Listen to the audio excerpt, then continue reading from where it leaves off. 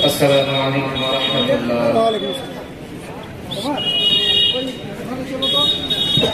الحمد لله وحده والصلاة والسلام على من لا نبي بعده. أما بعد أعوذ بالله من الشيطان الرجيم. بسم الله الرحمن الرحيم.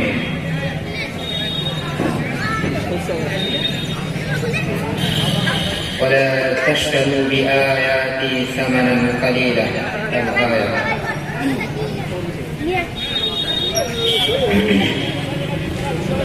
قال النبي صلى الله عليه وسلم لمعاذ بن جبل حين بعثه إلى اليمن: يا معاذ إنك ستأتي قوما أهل كتاب فإذا جئتهم فادعوهم إلى أن يشهدوا الله إله إلا الله. الحديث. সর্বপ্রথম প্রশংসা সেই মহান আল্লাহ পাকের জন্য, যে আল্লাহ পাক সারা বিশ্বের সৃষ্টি জগতের সৃষ্টিকর্তা ও আহারদাতা। তাই সেই মহান আল্লাহ পাকের প্রশংসা করি, শুকরি বলি আলহামদুলিল্লাহ। অতঃপর তার প্রেরিত দূত নবী করিম শিরোমণি বিশ্ব মানবতার মহান চরিত্রবান নবী মুহাম্মদ সাল্লাল্লাহু আলাইহি ওয়াসাল্লাম, তিনার উপর শত কোটি দরুদ ও সালাম বর্ষিত হোক। আল্লাহুম্মা সাল্লি আলাইহি আল্লাহুম্মা বারিক আলাইহি। উপস্থিত স্টেজে বসে থাকা যোগ্যতম শিক্ষক মহাশয় এবং অত্র এলাকার মুসলিম ভাই বোন, আজ এই সভায় আমি সংক্ষিপ্ত আকারে ধর্মের নামে জাহেলিয়াত যে ছড়াচ্ছে তার কিছু বর্ণনা সংক্ষিপ্ত আকারে দেব ইনশাআল্লাহ আজিজ।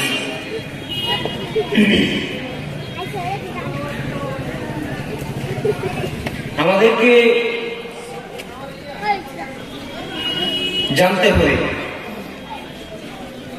যে মহান আল্লাহ পাক রব্বুল আলামিন তিনি বলেছেন, ওয়ালতাকুন মিনকুম উম্মাতুন ইয়াদউনা ইলাল খায়র ওয়া ইয়া'মুরুনা বিল মা'রুফ ওয়া ইয়ানহাউনা আনিল মুনকার। আল্লাহ বলেছেন, তোমাদের মধ্যে এমন একটি সম্প্রদায়, এমন একটি দল থাকা দরকার যারা সর্বত্রই, যারা সবসময় মানুষকে ভালো কাজের দিকে আহ্বান করবে, মানুষকে ভালো কাজের দিকে ডাকবে এবং মন্দ কাজের বাধা প্রদান করবে। এরকম একটা দল, এরকম একটা গোষ্ঠী তোমাদের মধ্যে সবসময় থাকা দরকার, যারা সবসময় মানুষকে কল্যাণকর কাজের দিকে আহ্বান করবে এবং যাবতীয় মন্দ কাজ থেকে মানুষকে বিরত রাখবে। তো সেই আয়াতের ভিত্তিতে আমরা মনে করি যে এই যে আমাদের জালসা, একটা ধর্মীয় সভা, সেই আয়াতের ভূমিকায় এই সভা গুরুত্বপূর্ণ ভূমিকা পালন করে থাকে। কিন্তু আমাদেরকে বুঝতে হবে আদৌ কি সেই উদ্দেশ্যে আমাদের আজ যে জালসার বাস্তবতা, এই ধর্মীয় সভার যে বাস্তবতা, আজও কি সেই উদ্দেশ্যে পালন করা হয়? আমি সূচনাতে একটা কথা বলি, যদিও বিশেষের কথাটা আলাদা। আমরা দেখছি আজ এই পবিত্র জালসার সভা একেবারে মানুষহীন, এটা বড় দুঃখের বিষয়।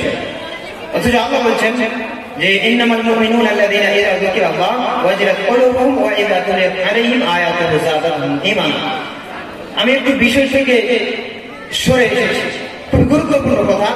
আল্লাহ বলছেন যে প্রকৃত মুমিনের বৈশিষ্ট্য, যখন তাদের সামনে আমাকে স্মরণ করা হবে তখন তাদের অন্তর কম্পন করবে, কেঁপে উঠবে এবং ওয়াইযা তুলিয়াত আলাইহিম আয়াতুহু যাদাতুহুম ঈমানা, এবং যখন তাদের সামনে আমার আয়াত পরিবেশন করা হবে তখন তাদের ঈমান বৃদ্ধি পাবে, তাদের ঈমান বেড়ে যাবে। এটা হলো একজন মুমিনের বৈশিষ্ট্য, একজন প্রকৃতপক্ষে মুসলিমের বৈশিষ্ট্য। কিন্তু আমি যেটা বোঝাতে চাচ্ছিলাম যে দুঃখজনক বিষয়, যে পুরো জালসা মাহফিল, যেখানে জালসার সভা, যেখানে কোরআন সুন্নাহর আলোচনা করা হয়, আজকে এই জালসার সভাকে ছেড়ে দিয়ে একজন মুসলমান, একজন মুমিন কি করে দোকানপাটে আড্ডা পেটাতে পারে, অহেতুক কাজে কি করে ঘুরে বেড়াতে পারে? এটা একজন মুমিনের দ্বারা হয় কি করে? আল্লাহ দিচ্ছেন মুমিনের পরিচয়। মুমিনের বৈশিষ্ট্য কি? যখন তাদের সামনে আমাকে স্মরণ করা হবে তার অন্তর কম্পন করবে, কেঁপে উঠবে এবং তার সাথে আমার আয়াত পরিবেশন করা হবে, তার ঈমান বৃদ্ধি পাবে। এটা হলো মুমিনের বৈশিষ্ট্য, মুমিনের পরিচয়। আজ বড় দুঃখ লাগে পবিত্র কোরআন শোনার একটা মাহফিলকে ছেড়ে দিয়ে যেখানে পুরো সময়টা আল্লাহর বিষয়ে আলোচনা করা হয়, এই সময়টাকে মূল্য না দিয়ে অহেতুক কোথাও কর্মে, অহেতুক কাজে, দোকানপাটে ঘুরে বেড়ায় এরা নাকি মুমিন মুসলমান। আশ্চর্যের বিষয়, কি ধরনের মুমিন, কি ধরনের ইসলাম, কি ধরনের ঈমান আমাদের অন্তরে আজ আমাদের বুঝে আসে। আমি জোরালো ভাবে অনুরোধ করব আপনারা সকলেই যারা অনর্থক ভাবে দোকানপাটে ঘুরে বেড়াচ্ছেন, বড় পাপ করছেন, অতএব এই সমস্ত কাজে সময় না দিয়ে আপনার পবিত্র কোরআনের মাহফিলে চলে আসুন, সওয়াবের অধিকারী হন। যাই হোক, আমার বিষয় যে ধর্মের নামে কিছু জাহিলিয়াত আমি তুলে ধরব।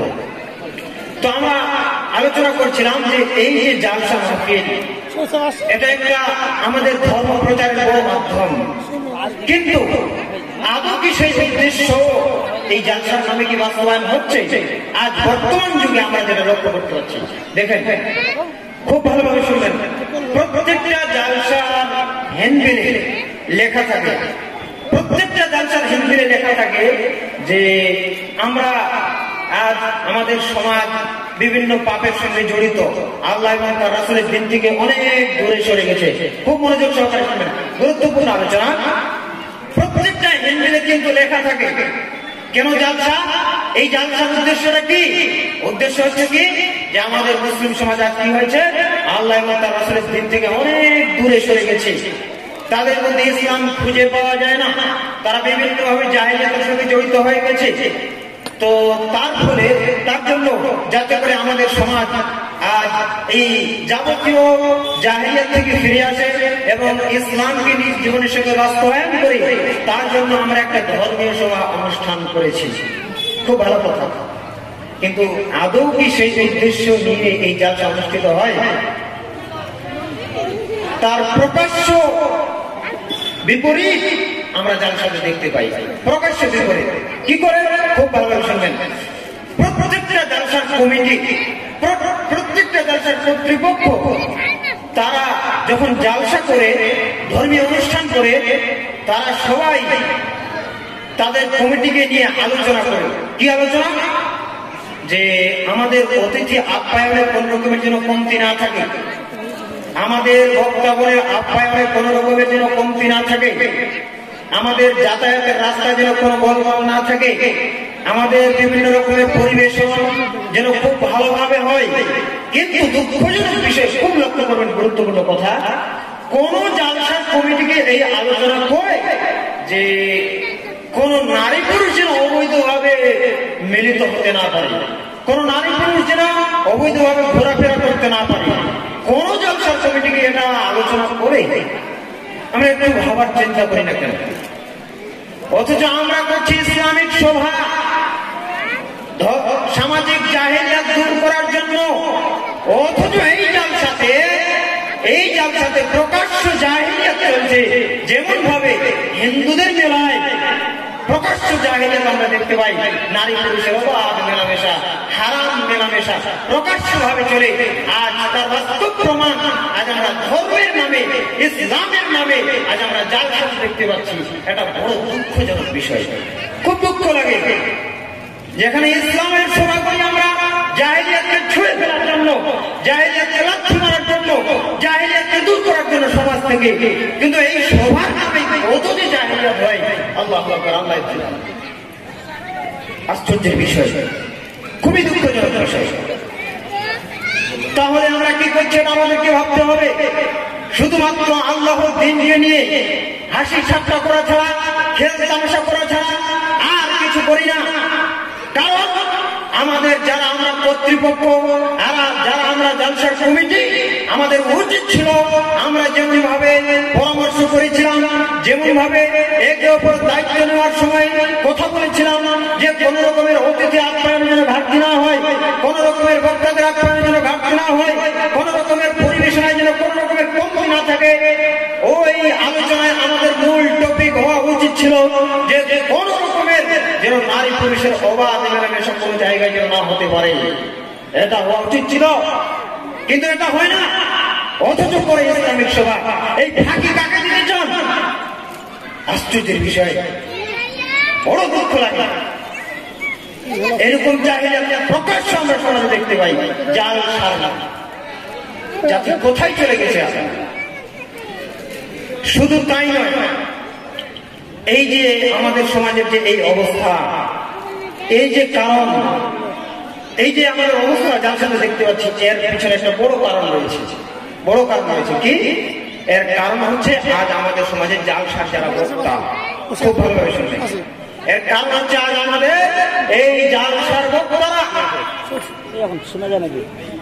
কেন একথা আমি কেন বললাম? আজকে আমরা দেখতে পাচ্ছি যে একজন মানুষ বক্তব্য শুনে, আজকে আমাদের সমাজে একজন মানুষ বক্তব্য শুনে চুল দাড়ি সব পেকে গেছে, আজীবন বক্তব্য শুনেছে, চুল দাড়ি সব পেকে গেছে, কিন্তু ওকে যদি বলা হয় ভাই তাওহীদ কি জিনিস বলতো, ও বলতে পারবে না। আমি এ কথা কেন বললাম একটু খুব মনোযোগ সহকারে শুনবেন। এই যে আমাদের সমাজে জাহিলিয়াত চলছে, এগুলোর কারণ কি? এবং কি জাল সাথে যে প্রকাশ্য জাহিলিয়াত চলছে, এর মূল কারণটা কি? যে কারণের বিস্তারিত আমি ব্যাখ্যা করবো ইনশাআল্লাহ। এর কারণ হচ্ছে আমাদের সমাজে বর্তমানে যারা বক্তা আজ আমাদের সমাজে, কেন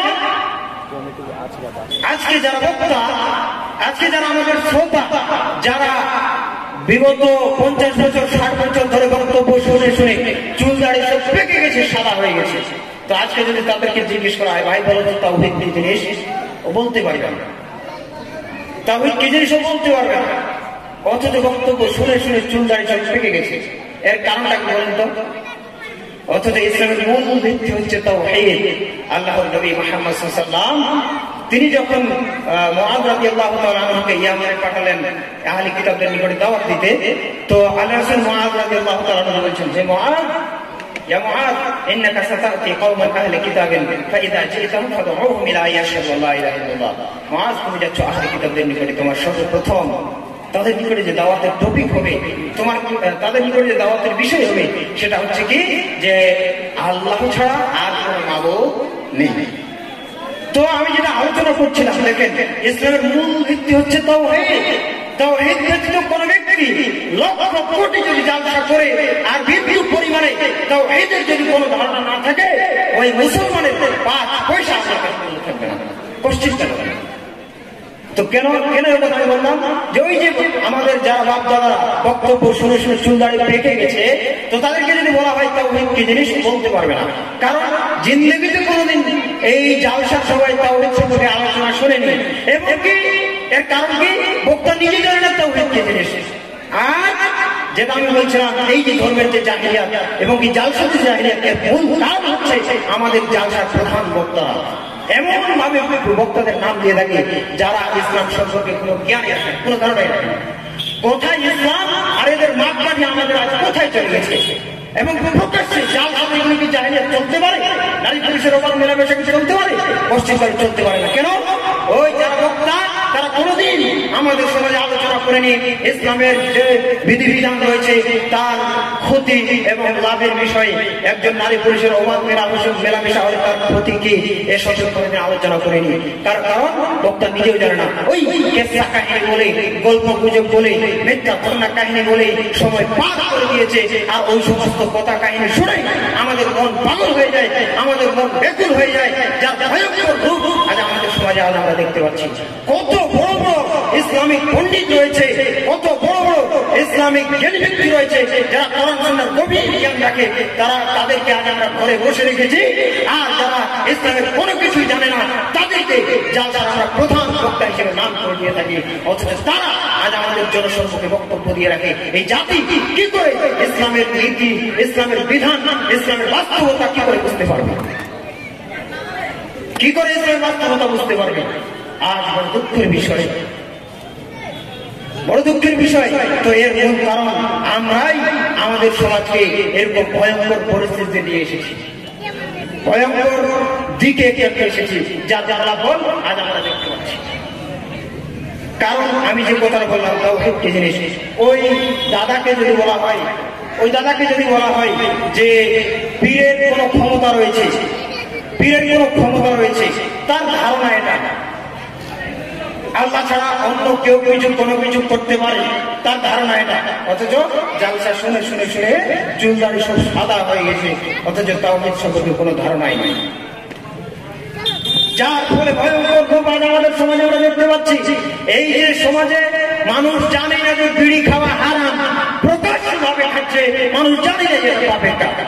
তারপরে আপনার এই যে যৌতুকের বিষয়, বিবাহের ক্ষেত্রে যৌতুকের বিষয়, এটা যেটা মহা কত জঘন্যতম অপরাধ, অথচ প্রত্যেকটা বিবাহে হালাল ভাবে বৈধভাবে যারা নামাজি, যারা দাড়ি টুপিওয়ালা, তারা পর্যন্ত এই ডিবেনের আলোচনা করে, ফোনের আলোচনা করে প্রকাশ্যভাবে চলছে, হালাল ভাবে চলছে, কেউ কিছু মনে করে না। কেন? জিন্দেগিতে কোনোদিন মানুষ জানে না যে এটা খারাপ কাজ, যে এটা পাপের কাজ, যেটা কি ধরনের পাপ, প্রকাশ্যভাবে চলছে। এর কারণ ওই বক্তা, যারা আজ আমরা বক্তা, যারা আমাদের সমাজে বক্তা দিচ্ছে, তারা কোনোদিন এ সম্পর্কে আলোচনা করেনি। কি করে আমাদের ধর্ম থেকে জাহিলিয়াত করে যাবে, ইসলামের বাস্তবতা কি করে ফিরে আসবে? আর এরকম যত রকমের জঘন্য মহা অপরাধ রয়েছে প্রকাশ্যভাবে যে আমাদের সমাজে প্রকাশ পাচ্ছে, এর মূল কারণ হচ্ছে আমাদের বক্তারা, আমাদের জালসার কর্তৃপক্ষরা।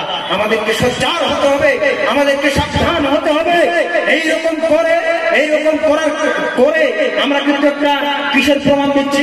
আল্লাহর দিনকে নিয়ে হাসি ঠাট্টা করছি, আল্লাহর দিনকে নিয়ে খেল তামাশা করছি, এছাড়া আর আমরা কিছু দেখতে পাই না। তো আমরা বলতে চাই, আল্লাহর দিনকে নিয়ে, আল্লাহর ইসলামকে নিয়ে, কোরআন এবং হাদিসকে নিয়ে খেল তামাশা করা, হাসি ঠাট্টা করার অধিকার কে দিল? যে জাতি আল্লাহর দিনকে নিজের স্বার্থে, নিজের উন্নয়নের জন্য ব্যবহার করতে পারে, নিজের লাভের জন্য দিনকে ব্যবহার করতে পারে, এর থেকে নিকৃষ্ট জাতি পৃথিবীতে আর করতে পারে।